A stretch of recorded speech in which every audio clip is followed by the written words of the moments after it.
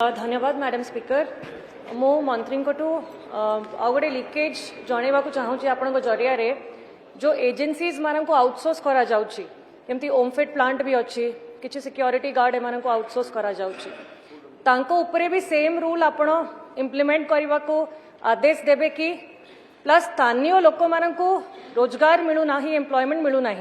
मोर constituency रे मध्य जो गुड़ाक शिल्प शिल्प अच्छी जो आउटसोर्सिंग एजेंसी माने जो पिला माने को आणुछंती लोकल लोक को न आनी के बाहर लोकों को बेसी सुजोग दउछंती तापाई आपण कलेक्टर को लिखिकी देबे कि या को कंट्रोल करा जाओ आगे स्थानीय अनएम्प्लॉयमेंट युवा युवती मान को प्लेसमेंट दिया जाए। धन्यवाद माननीय मंत्री।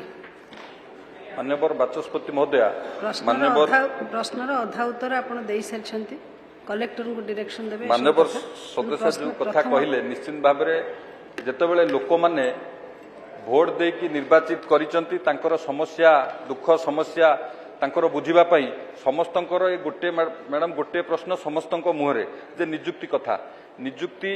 समस्या को दूर करिया हेले आम समस्त को मिसिकी काम करिया पड़िबो प्रथम। द्वितीय